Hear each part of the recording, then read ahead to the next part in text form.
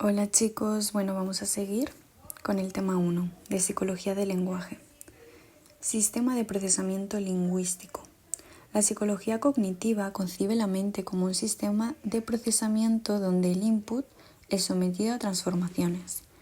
La arquitectura cognitiva está formada por estructuras y componentes relativamente estables que operan con representaciones internas. Proceso se refiere a la actividad del sistema interno. Son fenómenos con realidad física que consumen tiempo y energía, es decir, oxígeno y glucosa. En los procesos mentales sería posible identificar un conjunto finito de estados internos del sistema, denominados computacionales. Esto es una analogía del ordenador. Todo sistema de procesamiento tiene que vérselas con un entorno continuamente cambiante con el que interactuar para su supervivencia. Este sistema de procesamiento ha de ser capaz de extraer y manejar las covariaciones o regularidades existentes en la estructura de los datos que proceden de dicho entorno, abstraer el orden existente en el ambiente. La aprehensión de este orden no es algo exclusivo de nuestra especie, pues cualquier animal debe procesar adecuadamente el input para poder pervivir en su medio, obtener alimento y no ser presa de otros. El torrente de datos que permanentemente inundan a un sistema posee regularidades con las que éste, humano, animal o máquina, tiene que lidiar. Los sistemas compuestos por muchas unidades elementales de procesamiento densamente interrelacionados, como el caso de los cerebros, constituyen un mecanismo especialmente apropiado para extraer invarianzas o regularidades a partir de una masa incesante y variable de datos de entrada. Las arquitecturas masivas que operan en paralelo y de forma distribuida son una solución excelente que la naturaleza ha encontrado para capturar la regularidad en un entorno físico cambiante. Vale, entonces, ¿qué nos dice aquí? Que el cerebro, que es un sistema que se compone por muchas unidades de procesamiento, es capaz de extraer o abstraer tanto invarianzas como regularidades, y esto lo realiza en paralelo y de forma distribuida. La psicología cognitiva postula que el sistema opera sobre representaciones internas que el propio sistema genera a partir de estímulos. Pero, ¿en qué consisten tales representaciones y cuál es su formato y naturaleza? Desde la psicolingüística, el interés se dirige hacia los procesos y las representaciones que se producen mientras usamos el lenguaje, produciéndolo y comprendiéndolo. El sistema parte de esta intención inicial, que viene a ser comunicar una idea, y de la representación mental del significado. Gracias a un complejo conjunto de transformaciones y procesos internos, se llega a una representación fonética en décimas de segundos. Cuando comprendo el lenguaje, la información del estímulo ingresa en el sistema y sufre un conjunto de transformaciones que culminan en una representación interna. Desde esta aparente simplicidad se esconde todo un conjunto de procesos extraordinariamente complejos. ¿Vale?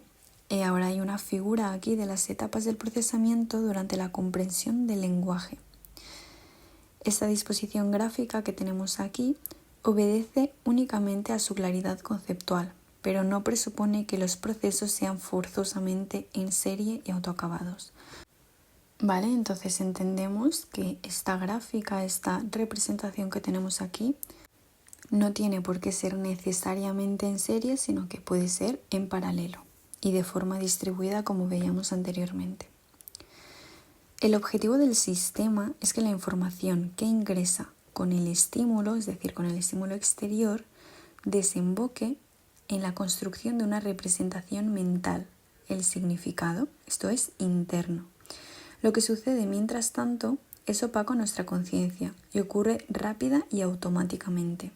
El estímulo y el significado son los elementos más accesibles, es decir, que nosotros somos más conscientes tanto del estímulo externo, como de esa representación mental, ese significado. ¿Vale? Vamos a ver uno por uno. En primer lugar, el estímulo. Ingresa en la arquitectura del procesamiento psicolingüístico. La información acústica contenida en la onda del hablante es la materia prima y sería semejante a la modalidad escrita o de signos. Es decir, ese estímulo hace referencia a la onda del habla o bien patrones gráficos en el lenguaje escrito o incluso gestos y movimientos de las manos en el lenguaje de signos. Posteriormente tenemos los procesos perceptivos.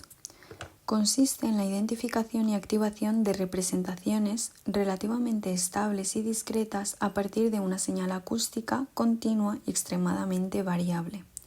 Correspondería a los fonemas.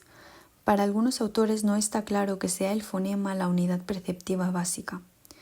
¿Vale? Entonces este segundo proceso perceptivo corresponde a los fonemas. En tercer lugar tenemos procesos léxicos. Es la identificación de las palabras o lexemas. Son operaciones de acceso al diccionario o léxico mental, una hipotética estructura en la que se guarda la información.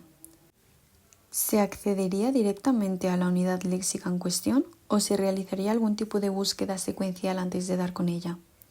Esta pregunta aún no tiene respuesta.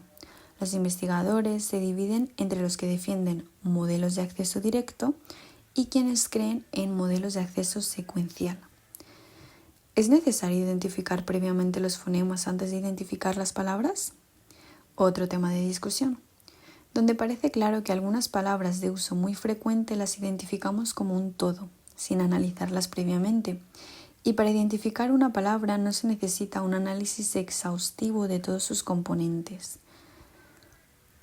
El cuarto proceso, la cuarta fase, son los procesos sintácticos. La oración es la verdadera unidad de significado en el lenguaje, por encima de la palabra, donde se realiza un acto predicativo en el que se afirma sobre algo. No es suficiente con acceder al significado de las palabras, sino que el oyente o el lector debe elaborar una representación del significado oracional combinando e integrando los significados individuales de las palabras sobre la base de una organización sintáctica y semántica. Llevamos a cabo un análisis sintáctico de la oración que nos permite extraer su estructura formal y determinar qué unidades actúan de sujeto, cuáles de objeto directo, objeto indirecto, etc., y qué relaciones de dependencia se establecen entre ellas. Es un proceso de segmentación que se realiza comúnmente de forma automática e inconsciente. Solo salta a la consciencia cuando advertimos un error en el mensaje o una ambigüedad que sea difícil de resolver, y esto nos obliga a reparar conscientemente para optar por la mejor solución. Desde el punto de vista lógico, es un proceso de carácter claramente formal, independiente del significado. La quinta fase es el procesamiento semántico. El oyente debe determinar qué entidad de la oración actúa como agente de la acción, quién o qué como objeto, lugar, instrumento o receptor de la acción, y construir una representación proposicional completa del significado. No existe una relación biunívoca entre los papeles semánticos y las funciones sintácticas. Un mismo sujeto puede actuar como agente de la acción, por ejemplo, Marta insultó a mi hermana, o como receptor, Marta murió ahogada. ¿Qué tipo de relación o dependencia existe entre ambas clases de procesamiento, el sintáctico y el semántico? ¿Es el primero completamente autónomo e independiente del segundo? ¿Existe una interacción entre ambos desde el primer momento? Se discute acerca del grado de encapsulamiento que tienen los mecanismos responsables del parsing o segmentación sintáctica respecto de los que opera en el procesamiento semántico. ¿Existe un plano de representación propio que corresponda al discurso o texto por encima del plano oracional? Pocos autores cuestionan la existencia de un nivel de representación supraoracional, al que corresponderían operaciones propias de integración y de inferencia de información. Finalmente tenemos los procesos pragmáticos. La representación coherente se basaría en procesos pragmáticos que hacen uso de la información que está más allá de la que estrictamente aparece en el estímulo. Debe ser inferida gracias al conocimiento extralingüístico sobre el mundo. Se asume que la información se halla almacenada en la memoria a largo plazo, tratándose de un conocimiento que no hemos estudiado en ningún sitio. Es probable que el lenguaje contribuya a la formación de esas estructuras de información almacenada en la memoria. Esos procesos centrales ocupan un lugar superior en la arquitectura cognitiva y son todavía poco conocidos. Vale, el siguiente punto son cuestiones centrales en la psicología del lenguaje. En primer lugar, vamos a tratar procesos abajo-arriba y arriba-abajo. El procesamiento abajo-arriba es conocido como procesamiento bottom-up o guiado por los datos. Muchos autores consideran que al mismo tiempo se produce un procesamiento en sentido inverso, es decir, de arriba a abajo o top-down, también conocido como guiado conceptualmente.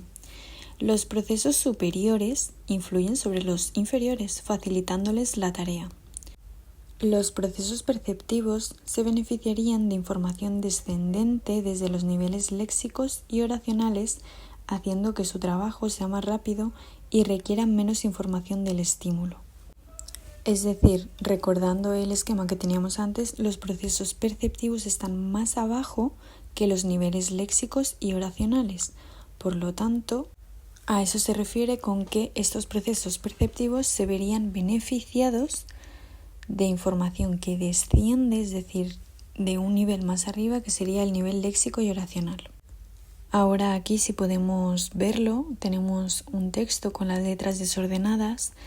En este recuadro, a pesar de que las palabras tienen todas las letras desordenadas, es posible leerlo sin gran dificultad. Y esto es gracias a procesos superiores, es decir, el sintáctico, semántico y pragmáticos. Mientras leemos, somos capaces de construir una representación global del significado que nos permite anticipar la palabra que nos vamos encontrando y reconocerlas con poca información.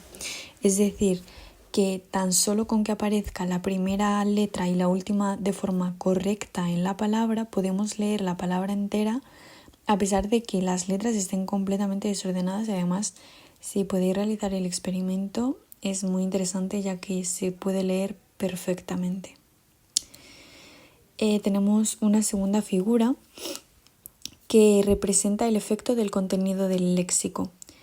Nos explica que en la primera línea, con un mismo patrón gráfico, se puede interpretar como H o como A, una letra concreta.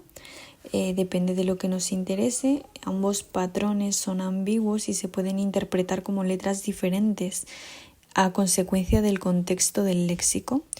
Son ejemplos de procesamiento arriba-abajo, es decir, la información influye desde procesos superiores a procesos inferiores de identificación. Estas palabras se identifican gracias a sus letras, pero las letras se identifican gracias a la palabra. Es decir, que nosotros, como conocemos ese significado, lo que quiere decir, interpretamos esa letra, ese patrón gráfico, somos capaces de darle un sentido según lo que nos interese, según el significado. Es por ello que cuanta más información fluye de arriba a abajo, menos se necesita abajo a arriba. Es decir, cuanto más entendemos el significado, somos capaces de interpretar el proceso perceptivo y menos necesitamos tener claro si es una H o una A, porque lo vamos a interpretar de forma correcta. Cuanto más poderoso es el efecto del contexto, menos información se requerirá desde el estímulo. Un simple garabato puede bastar para identificar una palabra en el contexto de una frase manuscrita, mientras que escrito de modo aislado sería insuficiente.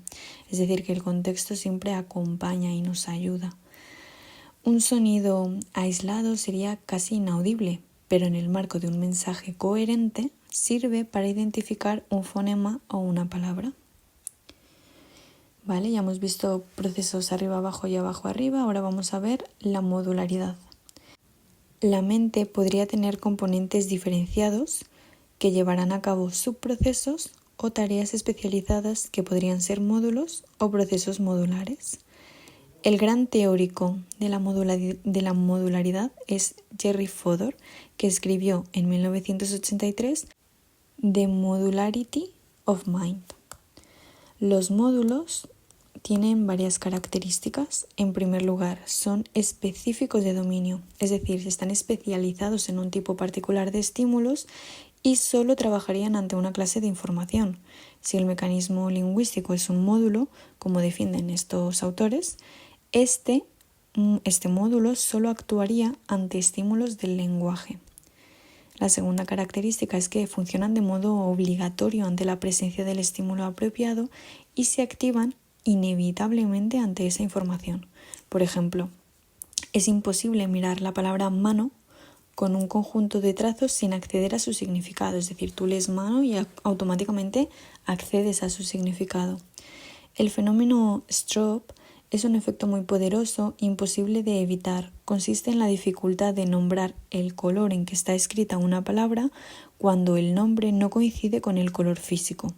Por ejemplo, ante la palabra azul, escrita en rojo, el sujeto debe decir rápidamente el color de la palabra, es decir, debe decir rojo porque está en color rojo.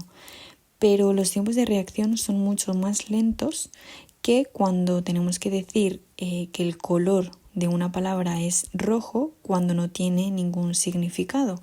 Por ejemplo, aquí nos vienen varias letras que pone ZNXI en rojo, sería mucho más fácil de identificar.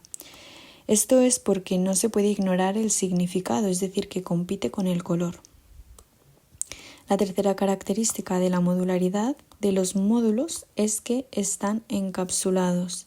Es decir, cuando se activa un módulo, su tarea no se ve afectada por otro proceso. Su actividad es impermeable a la influencia exterior. Además de ello, son rápidos, realizando esta actividad en milisegundos. Son automáticos y autónomos, y su actividad es poco accesible a la conciencia. Es decir, somos conscientes de los productos finales, pero no de las representaciones. Para entender las oraciones tenemos que reconstruir su estructura sintáctica, pero no somos conscientes de cómo lo hacemos.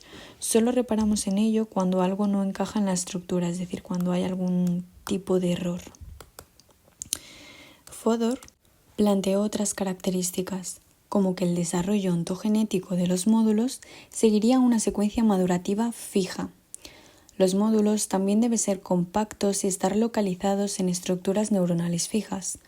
Hay evidencia actual de que procesos automáticos y dotados de las características mencionadas podría depender de sistemas neurales distribuidos. El planteamiento modular de Fodor se dirigía hacia sistemas de entrada y algunos procesos de salida. Un caso típico de módulo sería la visión estereoscópica o visión en profundidad, a partir del par de imágenes generadas por los ojos. Este mecanismo automático y encapsulado se pondría en marcha inevitablemente cada vez que le llegara el estímulo apropiado. La información visual procedente de las dos retinas dirigidas al mismo campo visual con una diferencia angular de X ángulos. Otros módulos se encargarían de subprocesos específicos relacionados con la percepción de formas, el espacio, etc. Chomsky entiende que nuestra especie posee un órgano del lenguaje innato, generado a lo largo de la evolución, como un módulo separado del resto del sistema cognitivo. En analogía a otros órganos del cuerpo, como el sistema digestivo, sería un órgano autónomo que seguiría un curso de desarrollo ontogenético independiente del desarrollo cognitivo general. ¿Vale? Entonces, Chomsky entiende que este órgano del lenguaje tiene un desarrollo ontogenético de forma independiente a otros desarrollos, como el desarrollo cognitivo. Otros autores conciben el lenguaje como un proceso cognitivo más que depende del desarrollo cognitivo global. Entonces se plantea la siguiente cuestión: ¿la modularidad es una propiedad real o es solo una propiedad conveniente del lenguaje? Pues bien, parece que la evidencia empírica se decanta sobre todo hacia los niveles de procesamiento inferiores o más periféricos, mientras que los procesos superiores o más centrales, que son los semánticos y pragmáticos, este concepto de modularidad queda un poco difuminado. Muchos teóricos no conciben el lenguaje como un módulo en su totalidad, pero sí reconocen propiedades modulares en algunos de sus componentes.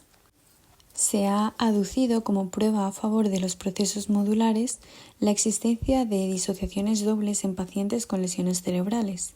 Cuando dos personas con lesiones diferentes presentan características opuestas, por ejemplo, un paciente que tiene preservada la función A pero afectada la B, mientras que otro paciente tiene preservada la función B pero afectada la A. En el campo de la percepción del habla, la discusión teórica ha discurrido entre dos concepciones. En primer lugar, tendríamos la tradición, que nace de los laboratorios de Hanskin, que defiende la existencia de un mecanismo específico para percibir el lenguaje. Y por otro lado, tenemos la concepción de los que entienden que el lenguaje es percibido gracias a los mismos mecanismos que intervienen en la percepción de cualquier sonido. Pasamos al siguiente apartado, que sería la autonomía o interacción en los procesos. Y abre con una pregunta. ¿Cuál es el grado de autonomía que cada subproceso tiene mientras ejecuta su operación? Existen dos modelos o dos visiones que se contraponen. Por un lado tenemos el modelo autónomo y por otro lado tenemos el modelo interactivo. ¿Qué nos dice cada uno? Pues bien, el modelo autónomo no niega interdependencia entre los componentes en cuanto a sus productos finales, pero considera que son autónomos durante la ejecución interna de su tarea y que ésta no se ve alterada por influencias exteriores. Por otro lado, tenemos el modelo interactivo, que considera que la interactividad alcanza al funcionamiento interno de los componentes cognitivos. ¿Vale? Esta es la gran diferencia. El autónomo, como bien se llama, nos dice que en esta ejecución de su tarea sí son componentes autónomos, no se ve alterada por influencias exteriores, mientras que el interactivo sí que habla de esta interactividad, esta relación que existe entre los componentes cognitivos. Y nos plantea otra pregunta. ¿Afecta el contexto realmente a los procesos perceptivos per se o simplemente restringe las opciones posibles permitiendo conjeturas, es decir, adivinar algún estímulo? En el experimento clásico de Tulvin y Gold, un contexto oracional permite identificar una palabra escrita con bastantes menos milisegundos de exposición que si se presenta de forma aislada o en un contexto inapropiado. Pero, ¿esa palabra se percibe más rápido y mejor? ¿O, en cambio, es el resultado de que las posibilidades se reducen por tener ya un contexto y entonces hay más oportunidad para un proceso de adivinación? Un contexto que solo permitiera una opción, por ejemplo, 2 y 2 son, ya sabéis la respuesta, en ese caso no necesitaría ni siquiera el estímulo porque no habría nada que percibir. El procesamiento sintáctico sabemos que guarda relación en última instancia con el procesamiento semántico, pero aún así tiene cierta autonomía funcional. Sabemos que el lenguaje suministra suficientes pistas morfosintácticas para construir el andamiaje formal sin usar significados, como lo que veíamos antes de las frases que se podían analizar sintácticamente sin que tengan un significado. Aquí ambos modelos, autónomo e interactivo, tienen visiones divergentes. Por un lado tenemos el modelo autónomo, que lo que dice es que existe un analizador autónomo que se pone en marcha de forma automática e independiente y no se ve influido por información externa. Su producto es revisado por los procesos semánticos y pragmáticos y si hay alguna incongruencia o ambigüedad, el analizador puede retomar su trabajo y generar otra estructura congruente, pero su cometido es autónomo o modular. ¿Vale? Aquí hablamos de módulos. Y por otro lado tenemos el modelo interactivo, que entiende que el procesamiento sintáctico está unido al semántico, es decir, en este interactivo no se separan, ¿vale? No son autónomos.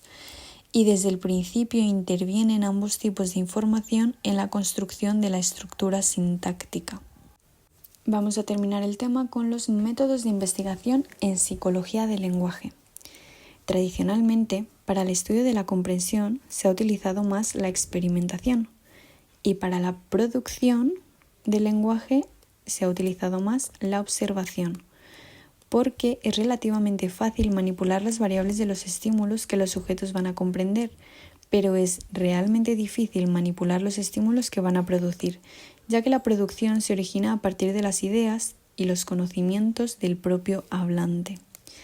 La observación de las pausas del habla, de las vacilaciones o de los errores permite hacer inferencias sobre el funcionamiento del sistema de producción, pero la observación no tiene la fortaleza de la experimentación porque no es posible producir el fenómeno que se quiere estudiar. En función del índice de respuesta que se considere, hay dos tipos de técnicas experimentales en psicología del lenguaje, las conductuales y las fisiológicas. Dentro de las conductuales tenemos las basadas en el recuerdo y las basadas en tiempos de reacción. En primer lugar, las basadas en el recuerdo. Especialmente son para el estudio de unidades complejas como bien puede ser la oración o el texto. Se basa en el supuesto de que los procesos de comprensión y memoria están íntimamente relacionados, ¿vale? Entonces, las técnicas basadas en el recuerdo, que son técnicas conductuales, que nos dicen que comprensión y memoria están íntimamente relacionados, pero tienen algunos problemas. ¿Cuál es el principal problema? Pues bien, es que no hay una relación tan directa entre lo que se comprende y lo que se recuerda. Por ejemplo, es posible memorizar textos que no se han comprendido y viceversa. Los numerosos estudios realizados sobre la comprensión de textos han mostrado que junto a la información proporcionada se guarda información inferida por el lector. Es decir, nosotros podemos memorizar información que sacamos del texto que hayamos leído y que no nos dice explícitamente. Si se produce un intervalo grande entre el momento en que se realiza la comprensión y el momento en el que se aplica la prueba de recuerdo, puede ocurrir un gran número de operaciones mentales que se escapan al control del investigador. Y cuando los sujetos no recuerdan una información, ¿qué hacen? Pues rellenan con lagunas de sus propios conocimientos.